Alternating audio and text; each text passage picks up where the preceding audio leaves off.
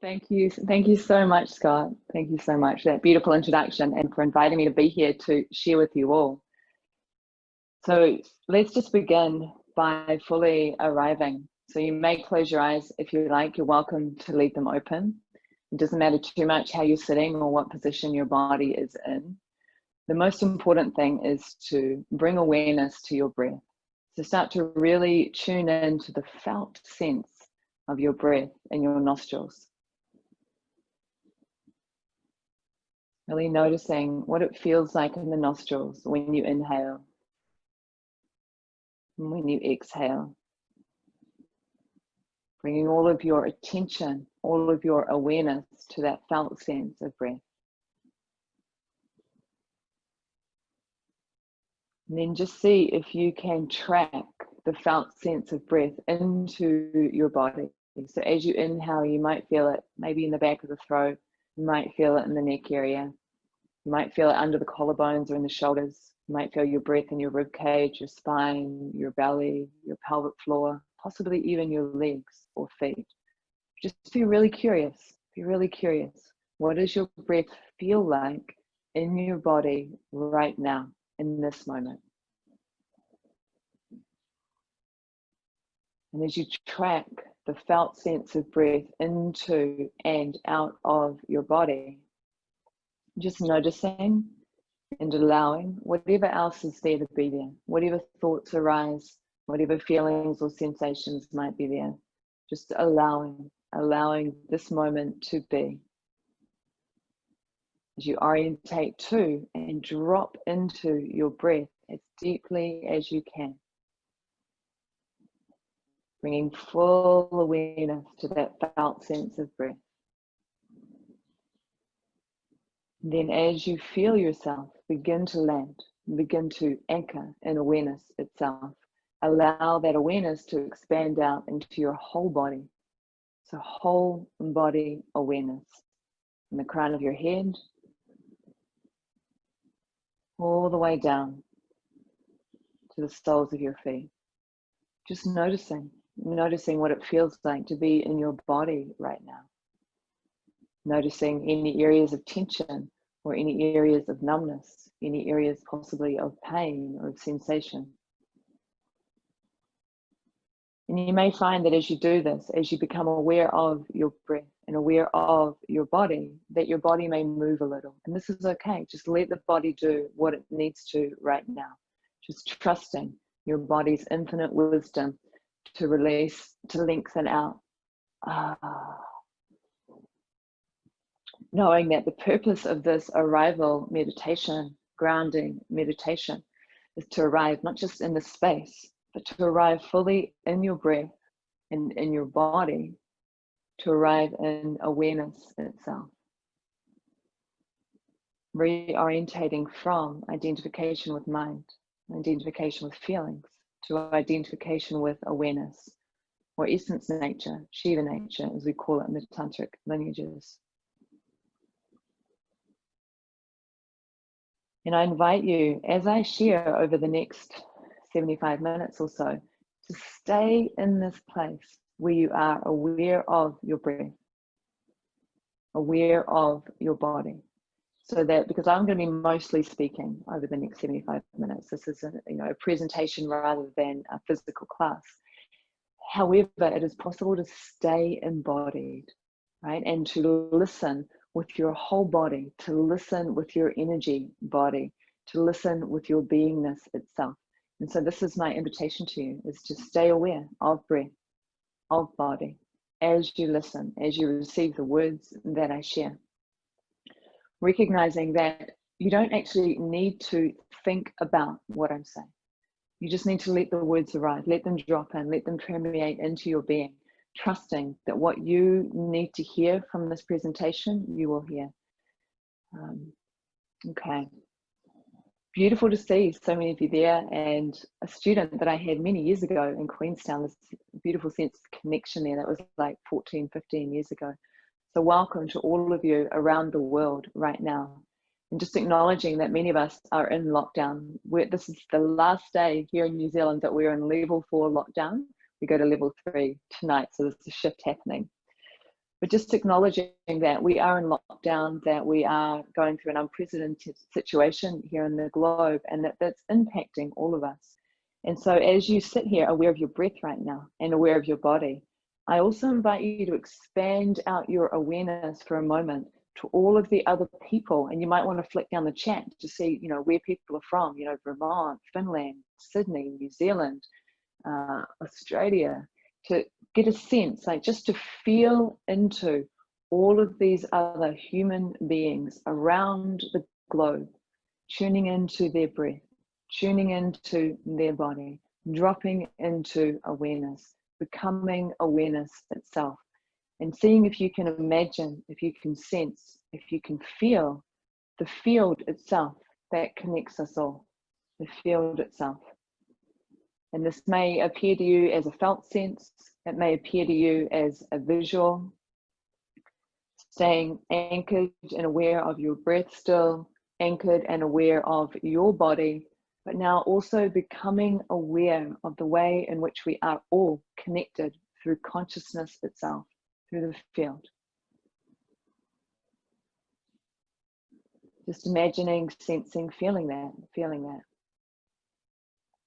So this presentation is on liberation through the digesting of samskaras, also looking at uninstalling vikalpas. So before I get into that, just want to give you a brief introduction. This work is what I have lived over the last 10, 15 years, particularly since I had an awakening/psychosis in 2004. And one of the contributing factors to that experience was the way in which I suppressed, denied, repressed, avoided, distracted, and ran away from my emotional experience. I was unable at the time to fully be present with life as it was, to fully feel the emotional truth of life as it unfolded. So over the last 10, 15 years, this is the journey I've been on to rewire my system from the inside out, to really notice all of my defense mechanisms, all of the ways in which I used to disassociate, all of the ways in which I used to avoid, all of the ways in which I used to distract myself. And instead, literally practice and invite myself to be present and to feel what is true. So that's the journey I've been on, and it's been informed by my journey of physical postures. Like, in order to move away from being disassociated, I had to become embodied. That's one of the reasons why I love this summit. I love the work that Scott does, is embodiment is the first step to awakening. You cannot awaken to that which you are until you become embodied. And so embodiment is so incredibly important. Without embodiment, we don't have the ground, we don't have the container, we don't have the foundation to begin to feel into a subtle experience. And it's by feeling into, becoming aware of our inner landscapes that we can really do the work of liberation, do the work of self-realization, of knowing what is true and what is not true. And so as I'm speaking, feel free to put questions down at any time. That's totally okay. And if I see questions come up, that I sometimes work those answers into the presentation as I go. So on this journey, embodiment was really important, but I was often flying blind. I didn't really know what I was doing. And if you read my book, the one that Scott mentioned, Sex, Drugs, and Mostly Yoga, you'll get a sense of the emotional turmoil that I was often in. And I was feeling my way. And then about 2 years ago, I discovered the work of Christopher Wallace, who is a tantric teacher. And it was a revelation for me, because in his work, I discovered language, terminology, frameworks, and explanations for what I had been experiencing. And it was like, oh my God, there are names for these things. And there's actually ways to go about it. So it's far easier. So all of a sudden I felt like I wasn't feeling my way blind anymore. And not only that, but I felt like what I'd been going through, there was such a relief, because it's like, oh, this is a natural, normal part of the awakening and liberation process. It is natural and normal to feel like shit. It is natural and normal to have massive amounts of grief come through, for example, for no apparent reason. It's natural and normal to feel all kinds of things and not know why you're feeling them. And so finding that work by Christopher Wallace was extraordinary. And so what I'm about to share with you now comes from my direct experience. I have lived this. And it also comes from the learnings that I have imbibed from Crystal Wallace. And it comes from the tantric texts themselves. So this work, which in some ways feels like it's so new, you know, like we're really beginning to understand consciousness and embodiment. We're getting this stuff, trauma. We're starting to get trauma. But what it's worth recognizing is that thousands of years ago, the Tantrikas and the yogis knew this from the inside out. They understood the mind and they understood consciousness. And to give you an example of a tantric text, the Recognition Sutras are freaking amazing. This is translation commentary by Crystal Wallace, and it speaks directly to the work that I'm about to share with you today. It speaks about samskaras. Samskaras are simply past impressions that have become stuck in our system. They usually have an emotional charge, not necessarily just painful or challenging emotions, but they can sometimes have a positive or a joyful or a happy or an excited or a pleasurable charge as well. And so the book, the name of it is the Recognition Sutras, the Recognition Sutras. So just to acknowledge that this work is direct experience. It's learnings from Crystal Wallace, my teacher, and it comes from the tantric text, right? And so all of these things have informed it. Okay, so again, just tuning into your breath, becoming really aware of your breath. Tuning into your body, becoming aware of your body. Dropping into becoming, anchoring in awareness itself.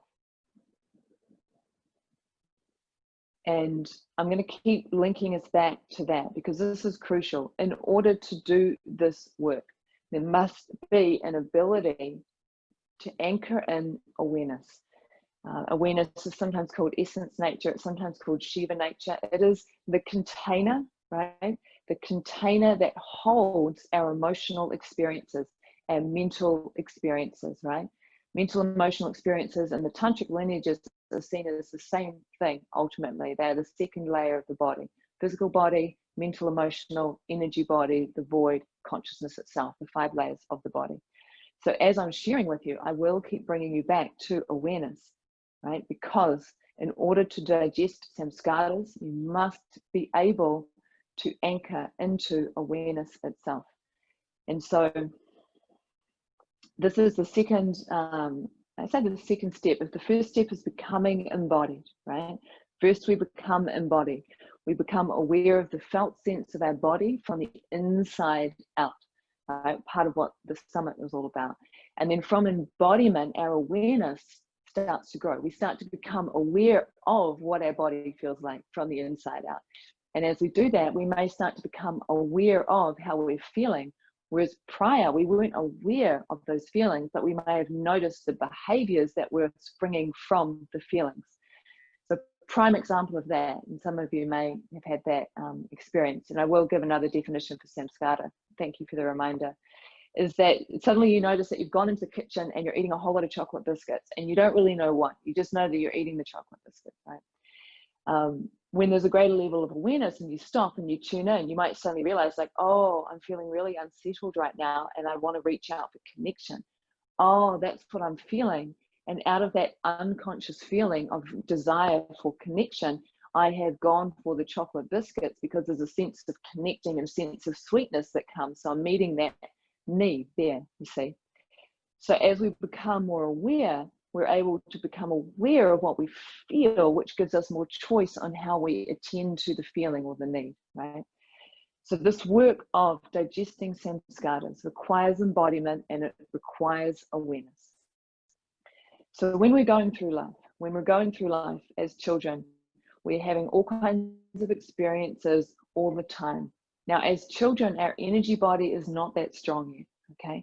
So when we're having an experience as a child, we often cannot completely digest the experience because our energy body is not strong enough to do so.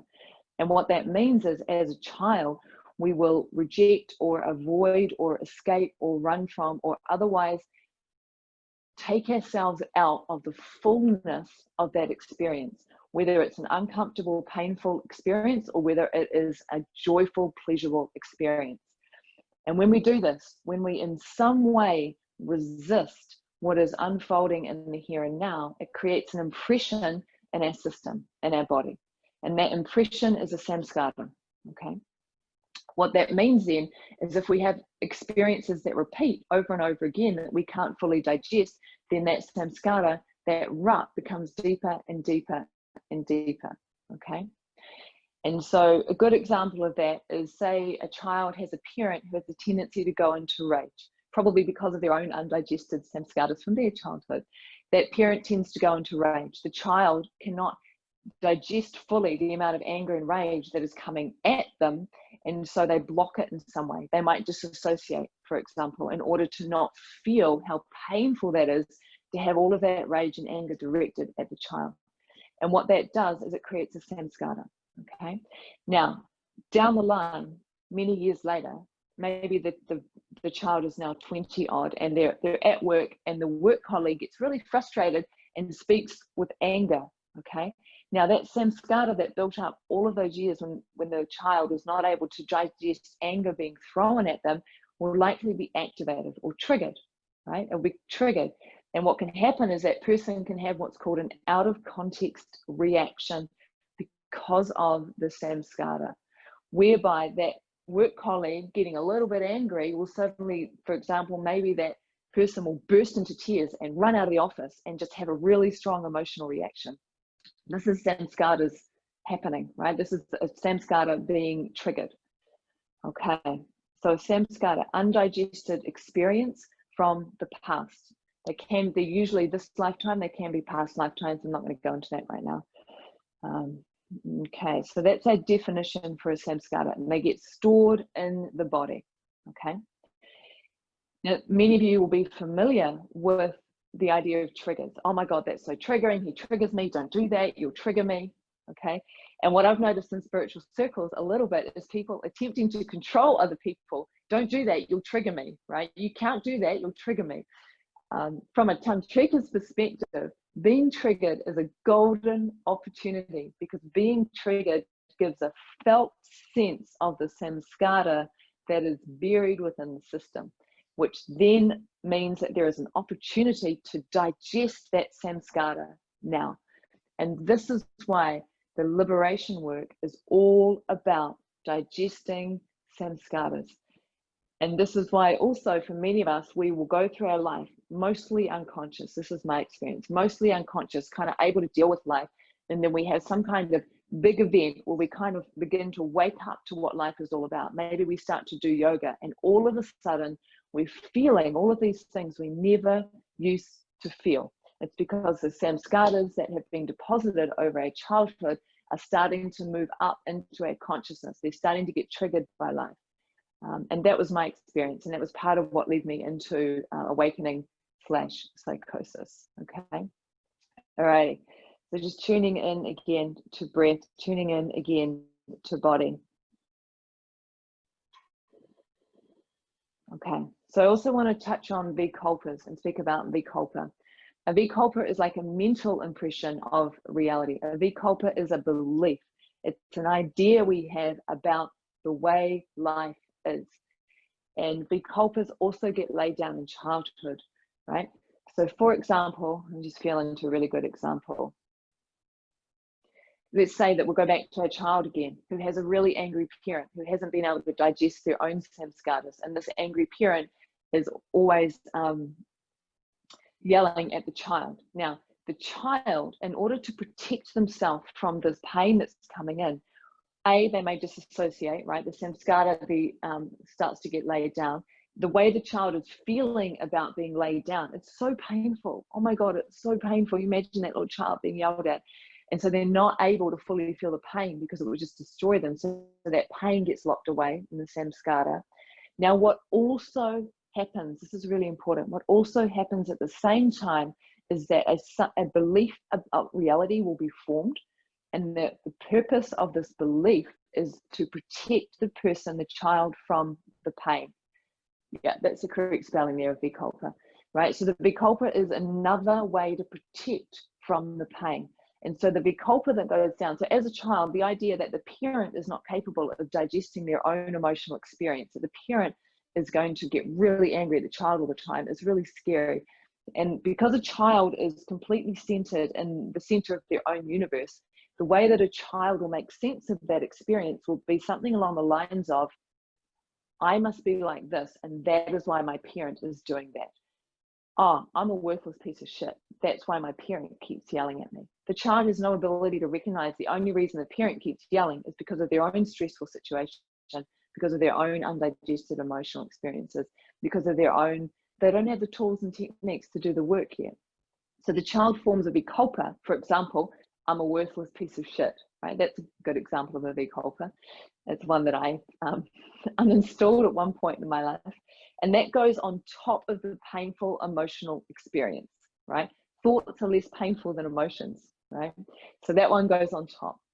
So when we're doing the work of digesting samskaras, we will also start to become aware when you get triggered and you go in and you digest, well, I'll explain in more detail soon.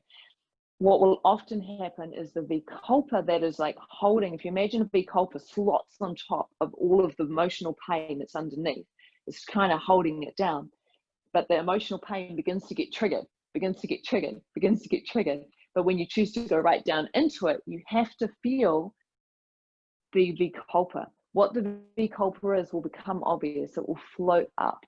And a vikalpa is never true, even though we might believe it is. And this is really, really important, right?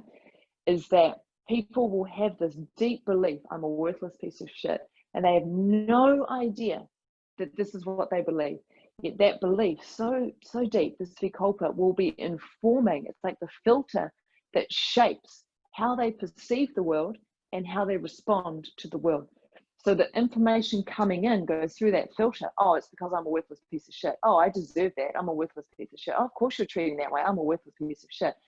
The person has no idea this is happening. It is completely unconscious. No, it's not a fantasy or imagination. It's a belief. It's a belief about the way reality is, and it's usually unconscious. It's usually unconscious. Okay, so samskaras and vikalpas begin to shape the way we perceive reality. This is the conditioning that we receive. What if it is conscious?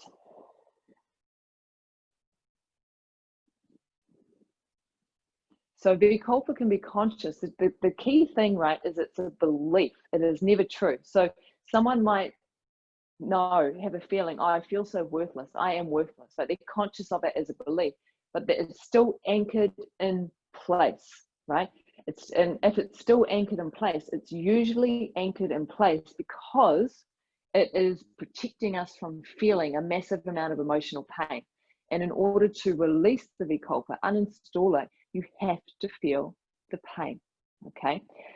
So when someone's telling me, I am this, and they believe it, it's like, what does that feel like? What I'm always inviting them to do is to go into the felt sense. And this is what's crucial. You have to go into the felt sense, okay? And this is why, again, embodiment first and then refined awareness to begin to, and I call this navigating consciousness. When you're starting to do this work, you are navigating your internal landscape, the way that the consciousness itself it's undefined. It doesn't have any attributes. It has no limitations. It just is. Consciousness is, right? When consciousness begins to solidify, when it begins to become limited, when conditions are placed on it, it becomes conditioning. It becomes the beliefs. It becomes the emotion, right? So now you imagine that if we had this great undifferentiated field of consciousness, now there are things in there. Like imagine this is all within you. Now there are things in there. It's like there's a samskara locked away in your left hip. There's a belief on top of that. There's another one over here. There's another one here. And there's beliefs, right? Is that when you go inward, when you've got the ability to be embodied, you've got the ability to cultivate awareness, you can direct your attention. Crucial, right? All of these practices that we do, the physical yoga practices, the mantra practices, the meditation practices, we don't do them for their own sake. We're doing them to train ourselves, right? To train our awareness, to train our attention, So when we go inward and we can start to literally look, see, and feel what is actually there, then we can begin to do this work.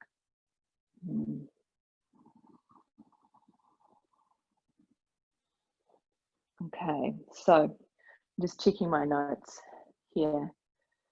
All right, so we've got embodiment, we've got awareness.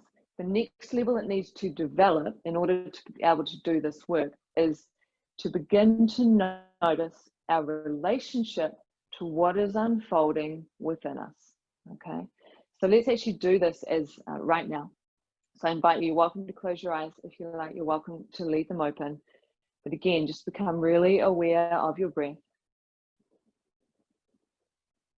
Really aware of your body. Getting a sense of becoming awareness itself.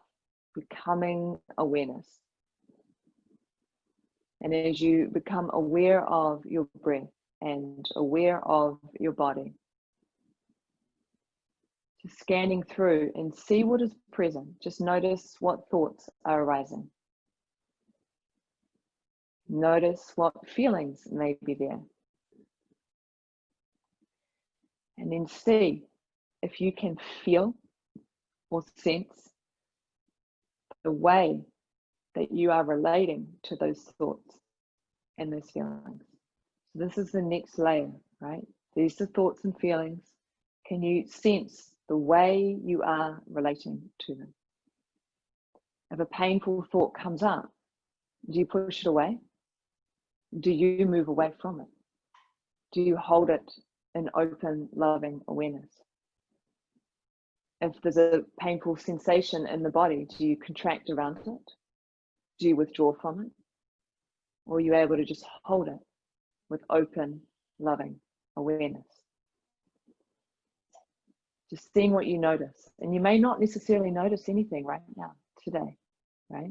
But just know that there is always the contents of consciousness, the thoughts, the feelings, the sensations. And then there is our relationship to the contents of consciousness, okay? And that relationship to the contents of consciousness is usually either attachment, we're grasping after it. Oh, that feels good, I want it to stay longer, clinging. Or aversion, fear, I don't want that, I don't like that, rejecting it, avoiding it, right? Or confusion, delusion, what is that? I don't get it, I don't understand, okay? So just noticing in your own internal experience, as I am speaking, how are you receiving the words, right? Is it open, loving awareness, consciousness itself? Is there any sense of grasping after it because it feels so good to hear this now? Is there any sense of rejecting it, avoiding it?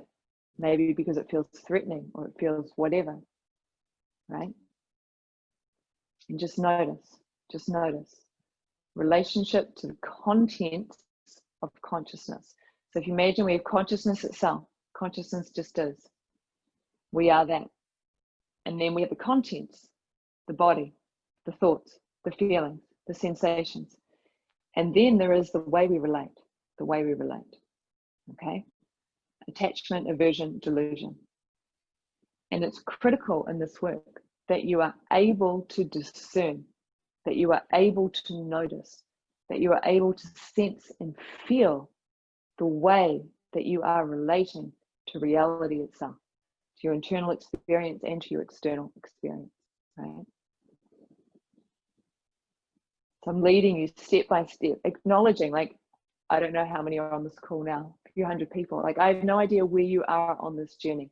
And these teachings are very much contextual in that the teaching that will speak to you will not be the teaching that will speak to someone else, because you're in different parts of the path. You need a different teaching at that point in order to shine a light on where you are, okay? So just to recognize that through this presentation, you really only need to hear truly one aspect, one teaching, take one little thing away to practice, to explore, to experiment with. And that is enough, right? This is like a breadcrumb trail thing. You just need the next teaching, right? The next teaching. So we have embodiment, we have awareness. We now have our relationship to the contents of consciousness, right? Which is a refined level of awareness. First of all, we're aware of the contents of consciousness, thoughts, feelings, body. Now we become aware of that which is even more subtle, the way we're relating to that, okay? And you can develop this in a yoga class. You can notice, for example, when you go into Warrior 3, first of all, embodiment. I feel my body in the pose.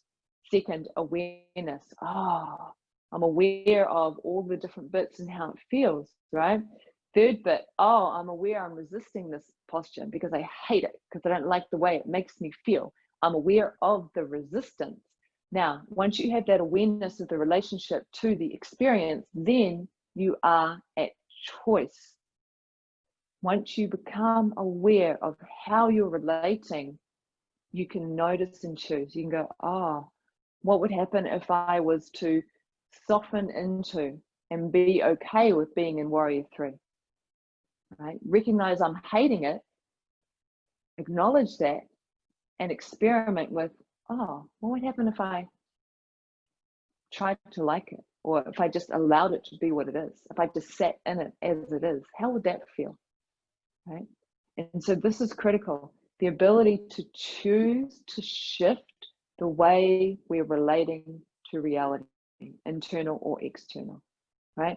To notice we're in resistance and choose to open into allowance, okay? To notice we're avoiding or running internally and to choose to lean in and stand there. These are subtle things, but this is what happens on the journey of awakening and liberation, is that we move into more and more subtle realms. And the more that you understand the territory that you're traversing, the more that you understand the tools and techniques that you require, the more that you can traverse that territory with ease, right? Because the territory of your inner world will be different from the territory of my inner world.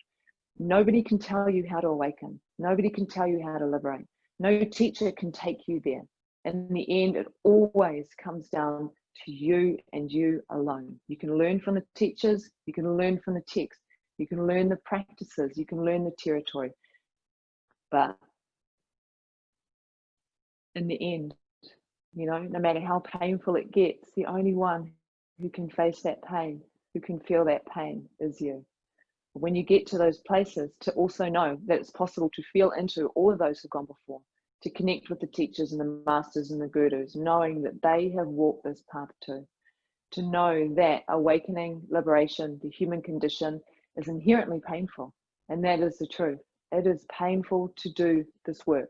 If you are experiencing a lot of pain on the path, it does not mean that there's something wrong with you. It does not mean that you're doing the wrong thing, you see. It may be possible to make the pain more efficiently felt so you don't keep looping around. And this is what this presentation is about. Because what I've noticed with people, right, is that let's imagine you've got a samskara, okay, an undigested emotional experience from childhood that is starting to get triggered a lot by, say, an emotional intimate partner. They're triggering the fuck out of you. And you don't understand what's going on. And so what that means is you get triggered and you think it's because of what your partner is doing. So you blame them for how you are feeling. You ask them not to do that thing so you don't feel this way. And you get stuck where that trigger just keeps coming up, keeps coming up, keeps coming up. And just the pain, and it's just awful and it sucks. If you know that, oh, I'm getting triggered, wicked, there's an opportunity to digest this, and you say to your partner, thank you so much for providing the conditions necessary for me to get in touch with this samskara. I'm now going to go sit and practice, and I'm going to do the work to digest this samskara, right? It's a completely different experience of reality. Then, no matter what is happening in your world, you are able to take what is happening and you are able to fully digest it moment by moment, step by step, and you liberate yourself as you go. And this is it. This is the path. All right, so let's talk about digesting. So let me just make sure I've covered everything we need to cover there. Okay. All right, so we've talked about embodiment, getting embodied. We've talked about becoming awareness itself, so no longer being identified with the thoughts, with the feelings. We've talked about refining our awareness so that we notice the relationship we're having with our thoughts and our feelings and our sensations, okay? Now, even when all that work is done, and I can so speak to that, so it's entirely possible to get triggered, to feel the samskara, to know what it is, and to still be in total resistance and like, I don't want to do this sucks.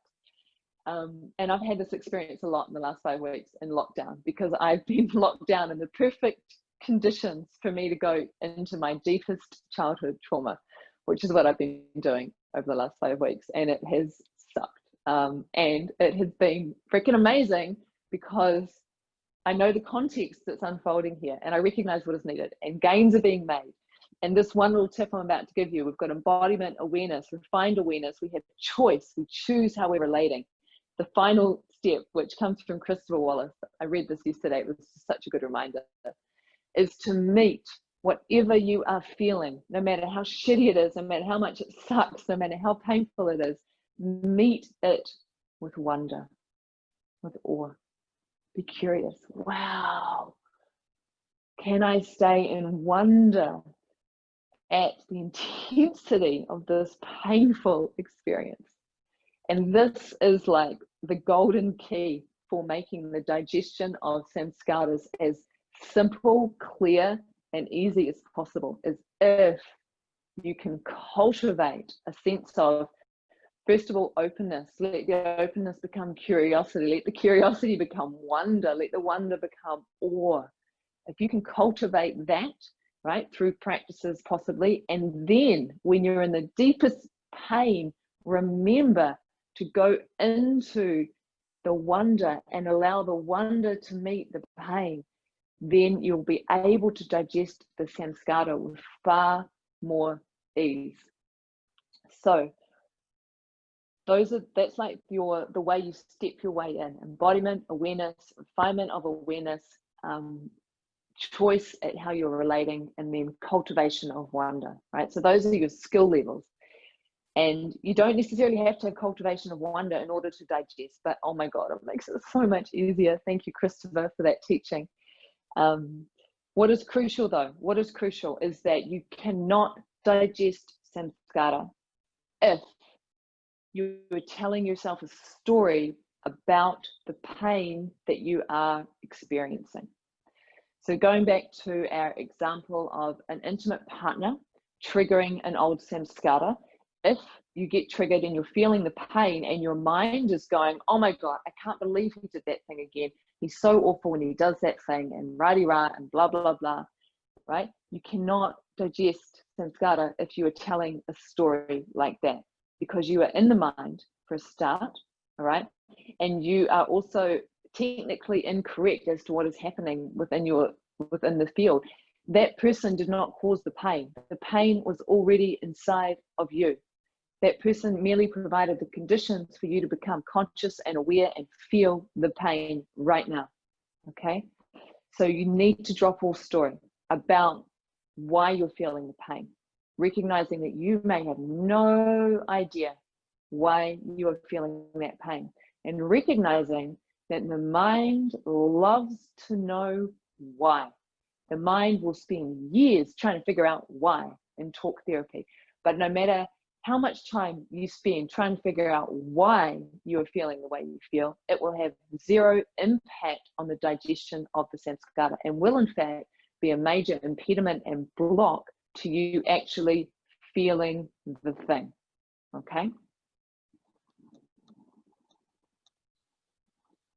And I've worked with people. I did some work with someone who'd experienced rape before, and she spent 7 years in talk therapy.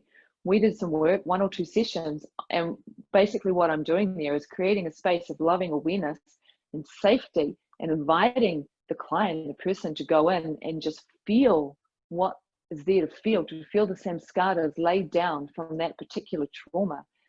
And she was able to do it, and she fully felt it with the loving awareness and digested it, and then gone.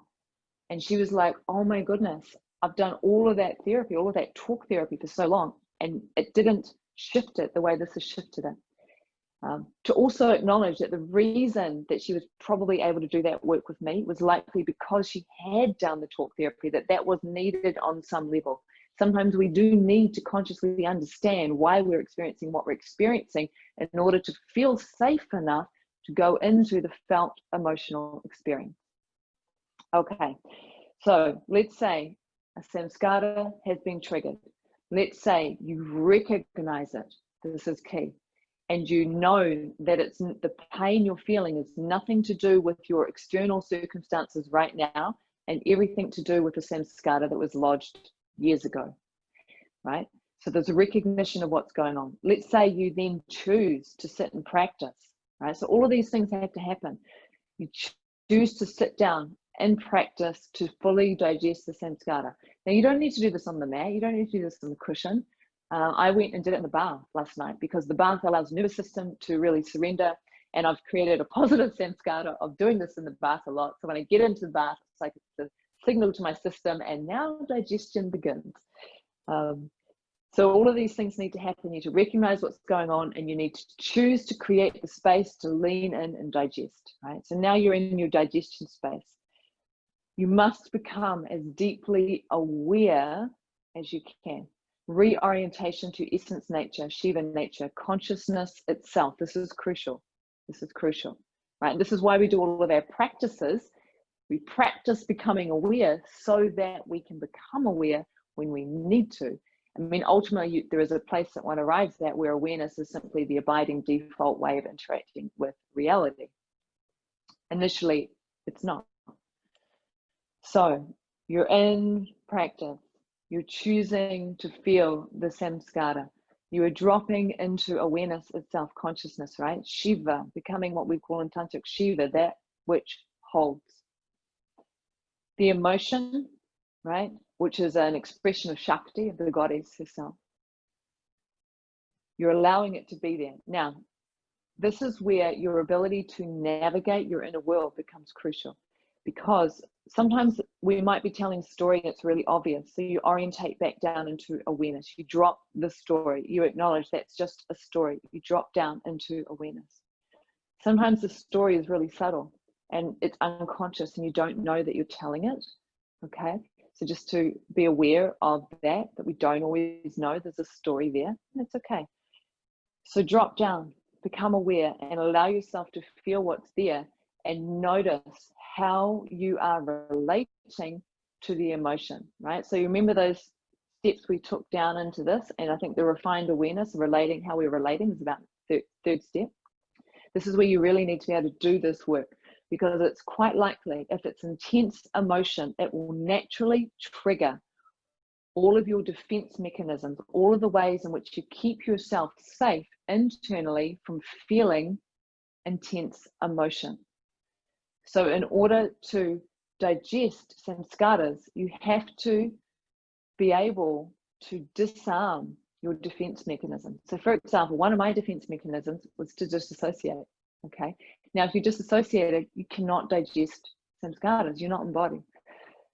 So there's incremental work that happens along the way of starting to recognize how you keep yourself safe from painful emotions, and you have to choose to feel. And that process, that journey, will be different for every single one of you, because every single one of you will have different defense mechanisms. Some of them will be really obvious, some of them will be really subtle, and this process takes time. Like, I'm still discovering ways in which I hide internally, and I don't know they're there until I realize they're there, and then I do the work around them. Let me just read this question. What does the practice look like?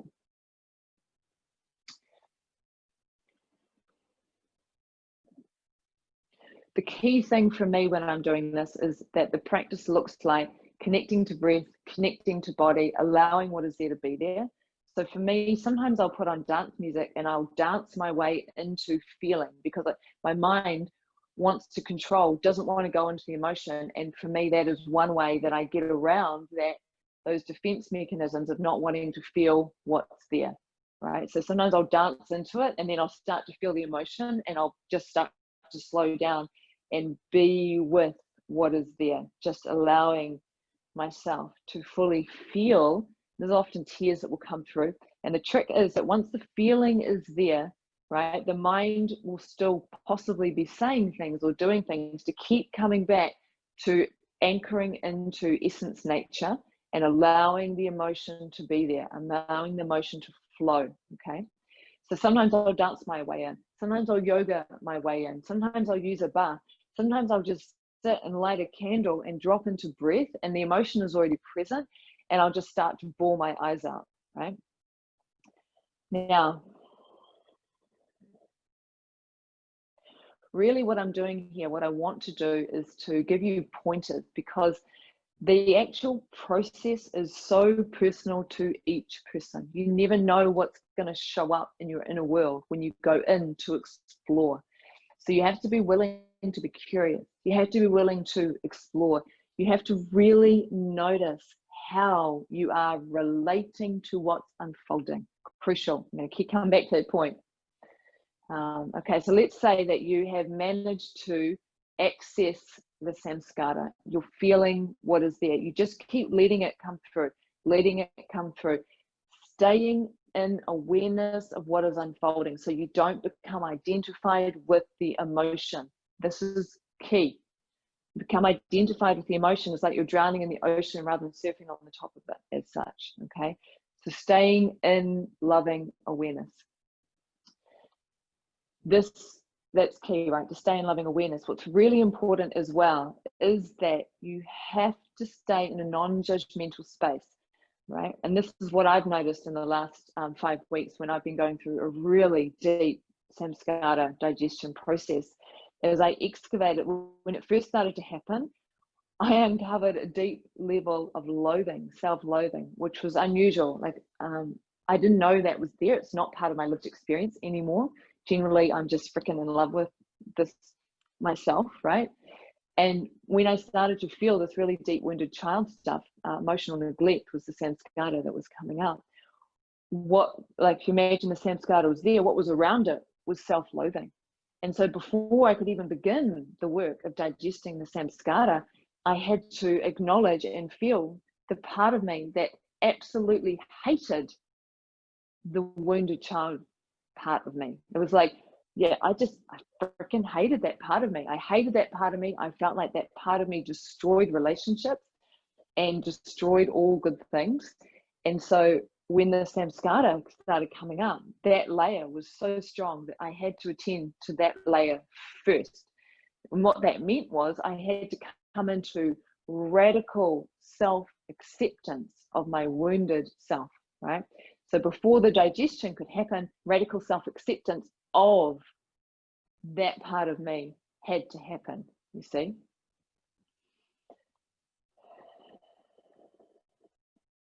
Let me just have a quick look at these questions. We'll just practice. How do you get in touch with deep emotional pain?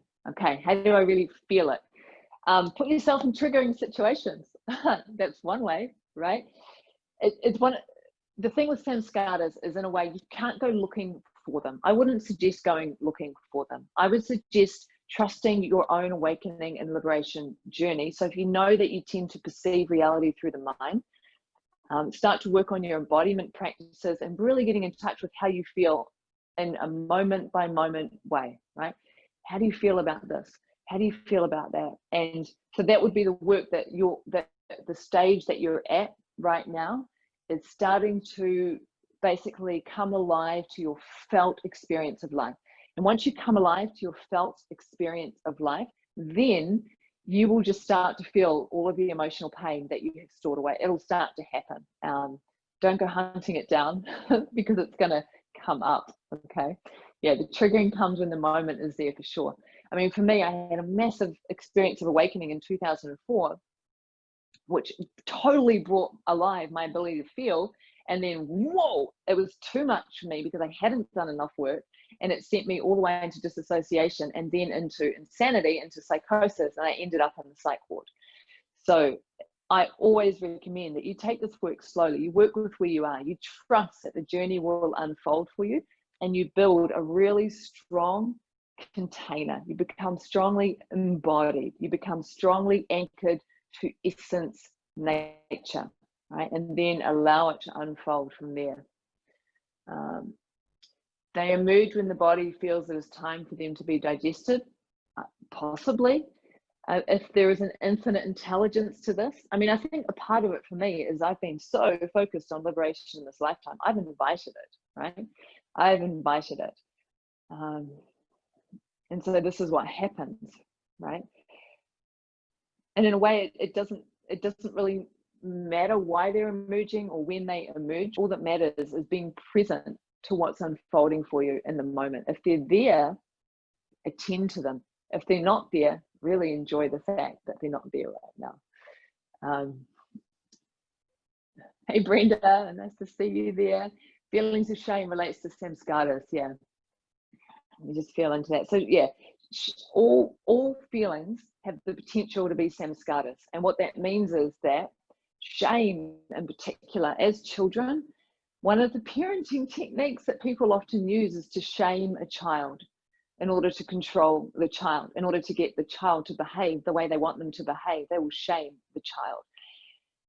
Oh, I can just feel the pain of that right now, you know, and that child feels shame and they can't fully digest it and it just gets stuck. Shame tends to be demon of the third chakra, as Anadia Judith says.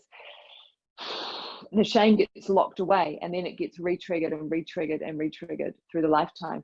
And so, yeah, to fully digest all of the shame that has been stored in your system is big work, powerful work, and such good work to do. Oh my goodness. May all beings be free of shame.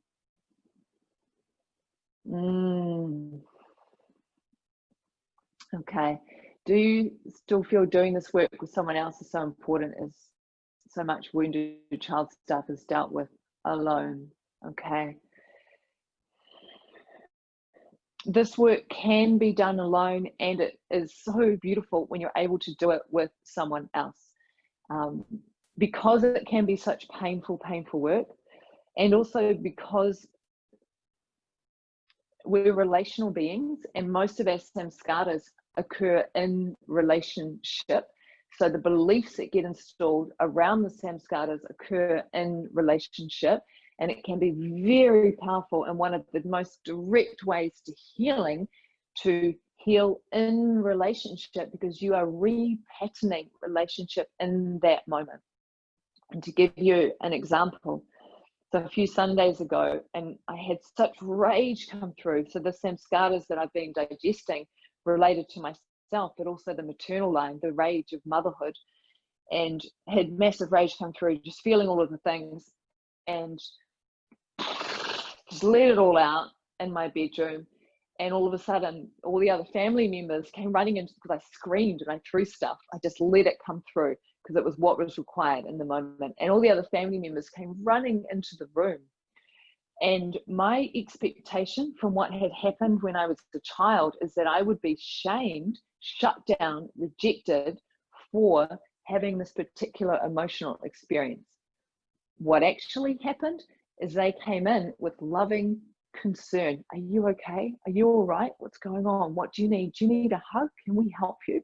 And in that moment, I experienced such a deep healing and recognizing that it's okay to feel intense emotion. It's okay sometimes to express intense emotion, that it is possible to be held in loving relationship where people love each other no matter what they're feeling. And that was huge for me. So recognizing that, yes, you can absolutely digest samskaras on your own, and you will need to do some of this work on your own. Wounded child work often does tend to happen on our own. And at the same time, it is so powerful if you can do it in relationship, particularly because some of the samskaras will often be around hiding away, right? Which, you know, when we feel ashamed, we hide away because we don't feel like it's safe to be seen. And so in order to heal those wounds, if it's safe to be seen, we do need to do the work in a way where we are seen by others. You see? And so I lead this work on retreats pre-lockdown when we were still allowed to gather in person. And it's so healing for people to go through a digestion of a samskara when they're held in a circle of people, a whole circle of people grounded in loving awareness. Yes, I will go over the process again. Let's just do that right now. So these are the skills that you need in order to be able to digest samskaras, right? Is you need to be embodied, right? You need to be embodied. You need to be orientated to awareness itself, okay? Orientated to awareness. This is the first stage of awakening, first phase of awakening in Tantra. You need to be able to, so you're not identified with your mind anymore, you are aware of your body, aware of your breath, aware of your thoughts. Then there's a refined level of awareness where you're able to sense how you are relating to the contents of consciousness, how you are relating to your thoughts, your feelings, your body, okay? And then from refined awareness, you can choose. You notice how you're orientating. Oh, I'm rejecting that part of me. I choose to open to and accept that part of me, right? So that's your fourth choice.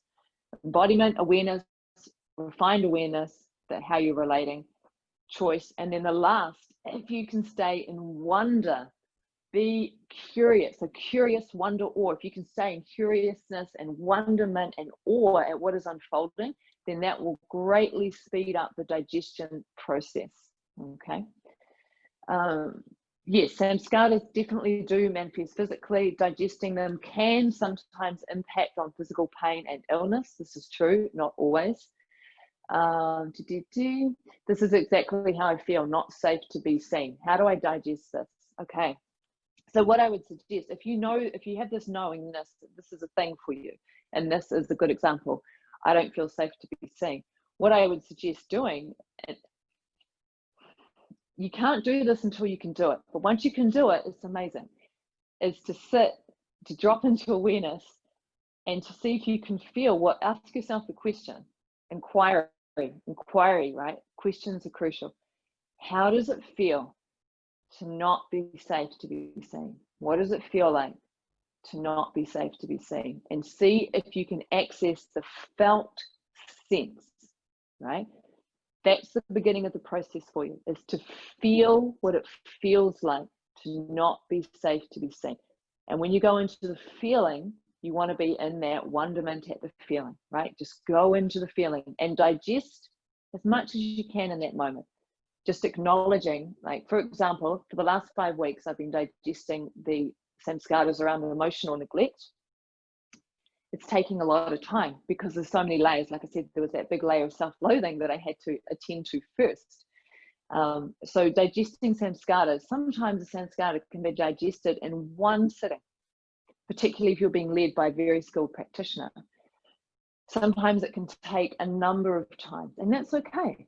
That's okay. You just digest what you can, and then you'll get a sense of when that's enough. And this is important. So when we digest a samskara, so every time there's a samskara in the system, a blockage in the system, there is some prana, some life force, some energy that is locked away that we're unable to access. Now, when you digest a samskara, it's literally burning it up in the fire of consciousness, and it releases the energy that was stuck in the samskara, and that energy goes back into your energy body. Your energy body becomes stronger. When your energy body becomes stronger, you are now capable of digesting a more intense samskara. So this is an incremental process, right? Digest the samskara, build the energy body, digest a bigger samskara, build a bigger energy body, digest and build, digest and build. So your energy body becomes stronger and stronger and stronger. And this is the whole point of Tantric Yoga, is we're building a strong energy body so that no matter what I experience, I am strong enough to stay in awareness itself and just allow the intensity of the emotion to move straight through me with no resistance at all. When there is no resistance to the present moment, no samskara is created, no karma. It's just allowing things to be what they are.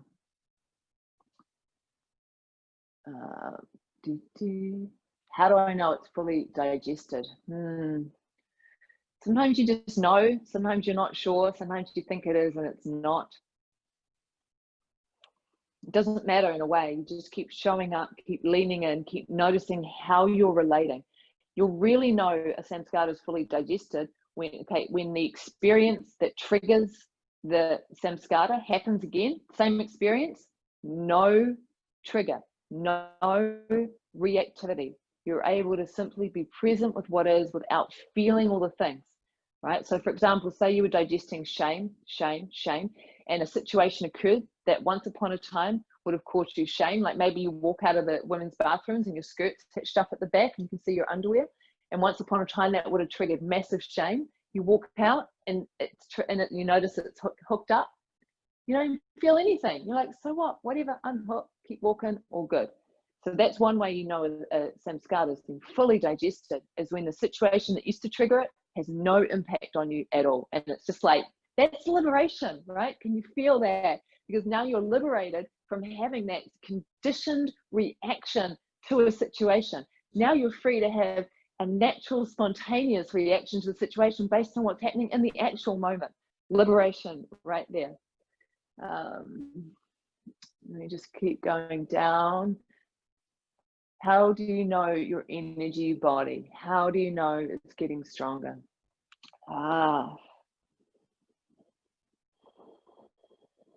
There's a felt sense that begins to arise of the energy body, but you know your energy body is getting stronger when your ability to digest intense or strong emotions in the moment is stronger, right? So what that means is that someone can yell, like I could be standing on the street and someone could just like unleash a whole lot of rage on me, and I'm just like, wow, you're really angry right now. Blessings on you. And it has zero impact on me. That's when you know you've got a strong energy body, when you are just no longer that impacted by what's occurring externally. Yeah, triggers are a blessing. They create the necessary conditions for digesting samskara. Oh, that's it, exactly. When you can see, when you can know the truth of that, when you can say blessings on this trigger, right? Because it gives you an opportunity to digest, because it gives you an opportunity to become stronger in your energy body, because it gives you an opportunity to put all of the practices that you've been doing into actual use. You know, you can use them. It's like, yeah, I'm embodied, I'm aware, I've got refined awareness, I can choose, I can cultivate wonder and awe. Let's do this thing.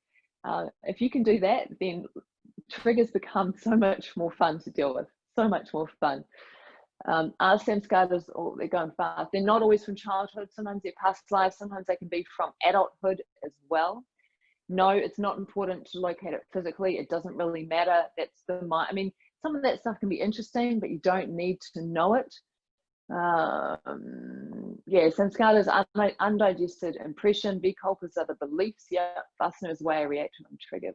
Yeah, possibly. I'm not as certain on vasanas. I'm still iffy on that one. But what you say around samskaras and vikalpas there on, yeah. So I think what you're saying there, Anna, is the thing exactly. Some of the presenters have been talking about following samskaras during free movement. I found this difficult. Yeah, any advice? So notice the difficulty. Get really curious about the difficulty. Meet the difficulty, right? That's where you start. That's where you start. Don't be focused on outcome, on trying to follow the samskaras, right? Rather than that, be focused on curiosity of what's actually unfolding within you. Difficulty is present. What does that feel like? How am I relating to difficulty? How does difficulty make me feel, right? Use that. Use the difficulty as your entrance point into becoming really aware of what you're actually feeling right now. Getting past regret is the reason you hold on to samskara. It's a loop triggered by simply becoming aware. Yeah, regret is resistance in essence. Regret is resistance. And a huge part of this process is that we are dissolving all resistance. Dissolving all resistance. Recognize it. See it for what it is. What is regret? Desire for having done it differently. Why? So it would feel differently. Why? Because you don't like how it's feeling. Why? Right? Just recognizing that. Recognizing that. Ultimately, liberation, moving from a strong energy body, is being okay with whatever happens. Being okay with whatever happens. I don't mind what happens. Right?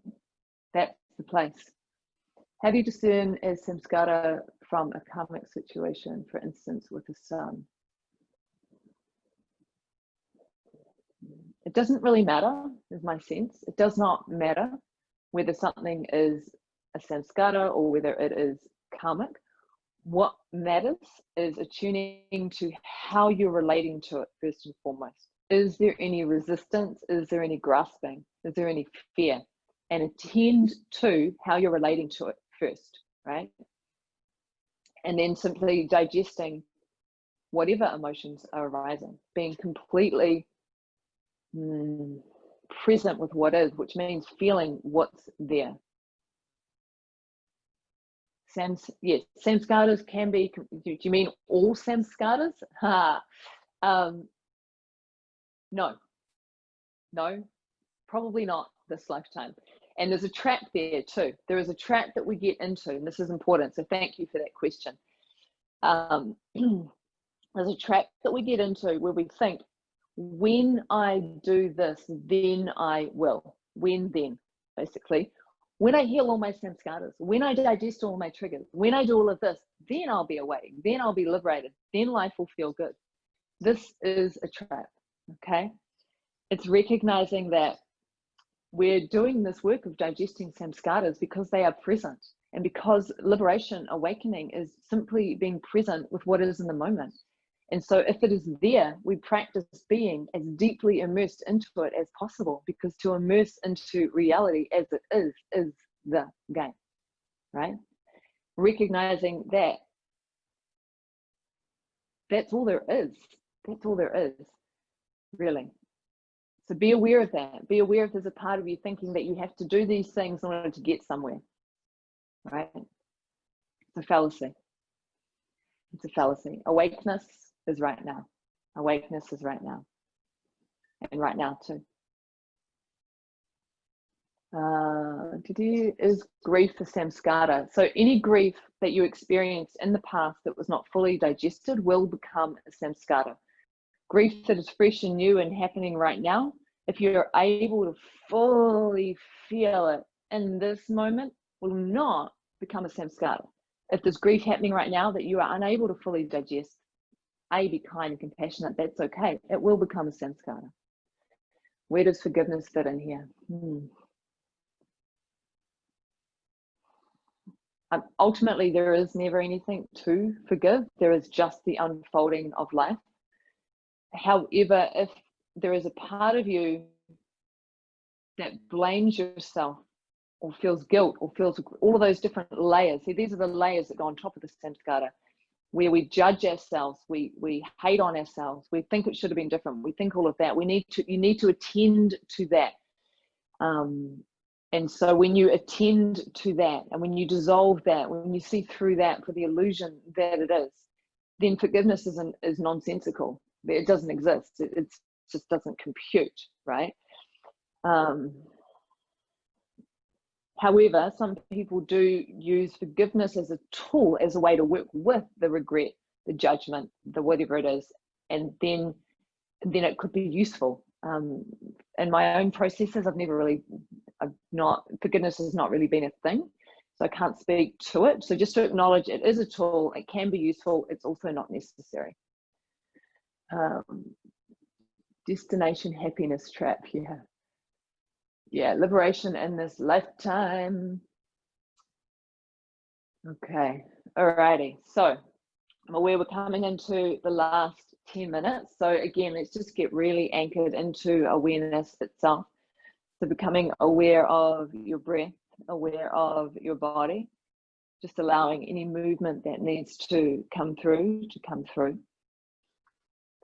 And as you do this, as you become aware of your body, aware of your breath, just notice again, see if you can sense how you are relating to this moment, how you are relating. Is there grasping? Is there avoidance, aversion, right? Is there confusion, delusion? And just notice that layer, knowing it's all okay, right? Whatever's showing up is okay. It's just the unfolding. It's just the unfolding. Okay, so I'm just going to quickly, I got to give you this quote from Christopher Wallace. So as I mentioned, Christopher Wallace, his work on this, so he writes about this in Tantra Illuminated, talking about this particular methodology, right? This aspect of yoga. So really clear, this is yoga. We are working directly with the heart mind, with emotions in mind, with emotion and thoughts, right? Which is the second layer of the body in the tantric model. This is called the empowered method, right? The empowered method. There are 3 skillful means to liberation. I'm not going to go in depth into all of this right now, but just so that you know, 3 skillful means to liberation. One of those means is the embodied means, which is focused primarily on using things like asana practice, pranayama practice, meditation, visualization, mantras, etc., to do the liberation work. There is also the empowered means, which works just directly with consciousness, with samskaras and vikalpas. So what I'm speaking of here, this is like an overview, right, of this particular methodology of awakening, of liberation. So just that you know that this work is just as crucial as where the body is aligned in Warrior 2, for example, okay? So Tantra Illuminated talks about this in the skillful means to liberation. For those of you that like references, I can probably give you the page reference. Did I keep it? Maybe not. I'm not going to go into that right now. And then the second book I mentioned is the Recognition Sutras.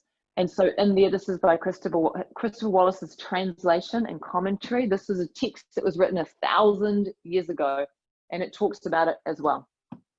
Okay, so this quote from Christopher Wallace, I think, really sums up this work. And if you can remember this quote, if you can let this quote, I'm going to read it with embodiment. I'm going to read it with the knowingness. I'm going to read it with my own experience of living this quote out. So I'm offering you this quote as, I guess, as a embodied transmission, really. And so you may want to just fully listen. I'll read it twice so that you have an opportunity to write it down.